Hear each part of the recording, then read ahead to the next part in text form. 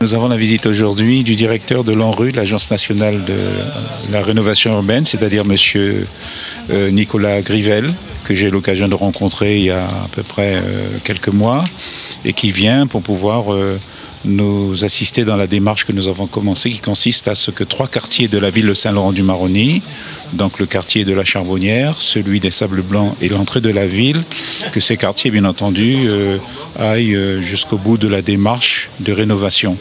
Alors, bien entendu, nous sommes loin encore d'arriver au bout, puisque nous allons signer, j'espère, d'ici le mois de juin, les engagements très précis. Mais cela veut dire que c'est bien parti, car je rappelle que l'Agence nationale de résorption, plutôt de rénovation urbaine, a prévu de rénover à peu près 200 quartiers sur le plan national. Et pour la Guyane, pour Saint-Laurent-du-Maroni, nous avons 3 quartiers.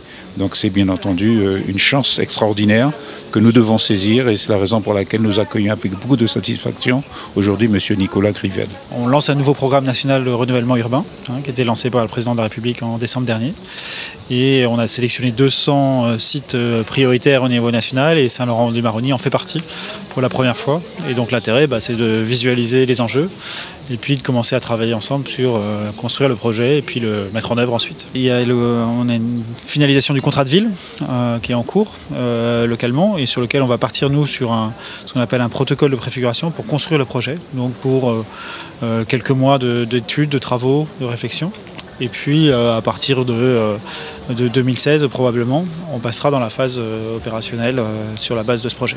Il y a au niveau national 1500 quartiers qui sont considérés comme prioritaires pour la politique de la ville au regard de leurs enjeux et notamment de la concentration de la pauvreté dans ces quartiers.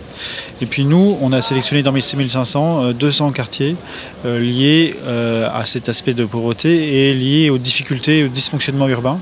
La nécessité d'intervenir sur les immeubles, sur le bâti, sur la voirie, sur les équipements publics. Et donc c'est à ce titre-là que Saint-Laurent-du-Maroni est apparu au regard des enjeux importants localement, du développement démographique très massif sur ce territoire et des enjeux de construction de cette ville et de son évolution. C'est apparu prioritaire.